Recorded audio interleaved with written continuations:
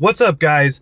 It's been a while since we've done one of these videos, but I just had to share my new project because I've had, my projects over the years you guys have obviously seen, and I've just kind of gone nowhere with anything. And it's unfortunate, but it happens.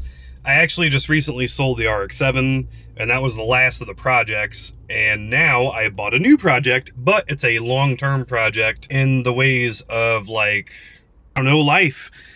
So I bought an RV. It's a 1972 Barth RV that is ready to be gutted out and restored. Everything is there, including the engine and transmission. I'm gonna go try to get it running right now. We gotta grab a battery and some gas and probably some starting fluid. This thing's got a big block in it. I'm pretty sure it's a big block Chevy. I barely even looked at it before I chunked out the money for it. So without further ado, let's grab a battery, some gas, some start fluid, and see if we can get this thing to bark off. So, here she is in all of her glory. It's a 1972 Barth, which, judging by the stickers and paint scheme, somebody used this as a Florida Gators tailgate party mobile, I'm assuming. So the whole thing, all here, drive lines here.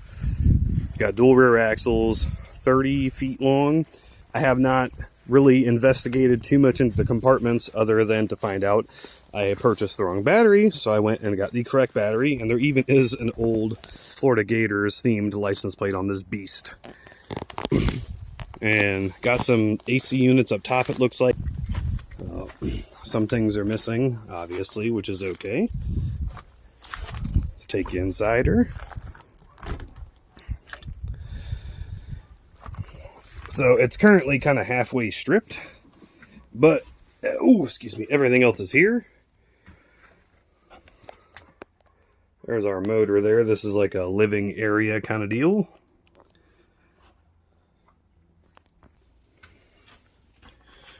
All right, back here we have, this would be the kitchen space, which has already been taken out. Then we have a pretty big bathroom right here. Here's our hallway.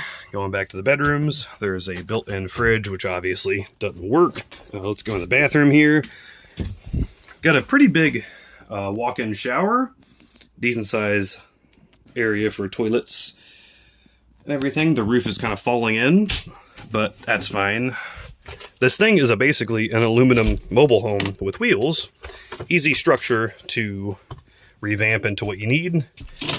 Here's our rear living area. We got a couple bunks here. It can turn into a full bed if need. Little nightstand. We got nice windows to look outside. Storage up top. We have our roof units for AC and floor unit for heat. And let me cruise through here. Let's get up to where the engine is again. And I'm going to throw a battery in this thing. I've already confirmed it is not seized. So we're going to throw a battery in it. And I got keys. We have an ignition. And pour some gas down the carburetor and see if this thing barks off. Alright, we got the old Super Start Eco Max-ness in the battery tray. Getting ready to put the terminals on. Everything under here looks pretty solid. This thing doesn't have much, or if not any, rust on it. I have not checked the oil yet. As a matter of fact, let's do that now. Make sure it's got oil in it. Such a long dipstick. Oh my gosh, look how long the dipstick is. And yeah, there's some oil in her. Looks pretty clean. Let's get that back in there. All right, the battery is now hooked up. We need to go look for fires real quick before we could try anything else.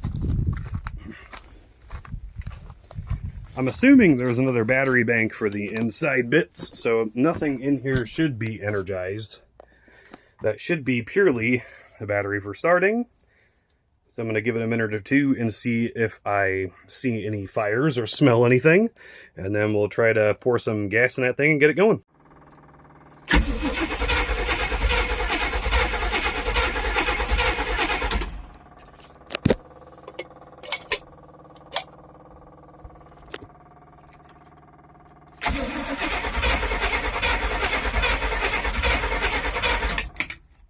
Alright, I'm thinking we got no spark. Alright, so we found another cap and coil and everything from another vehicle out here at the yard, and I threw it on. Still no spark, so tomorrow we're going to do the wires and then see if it's got spark then. If not, I'll look carefully at the wiring, because there's a couple of grounds that are undone and whatnot, but it turns over beautifully. It's just there's zero fire. I poured gas on the carb and cycled the engine over, and it's pushing the gas out and everything. It looks like there's some steam coming out, so there might be 1 or 2 cylinders firing, but not all of them are firing, so I'm thinking these plug wires are probably dead. So tomorrow we'll grab some plug wires and go from there. Thank you guys for watching, and tomorrow, after I get some new plug wires and probably spark plugs to be safe, we'll see if we can get that old big buck Chubby to fire off or not. Stay tuned.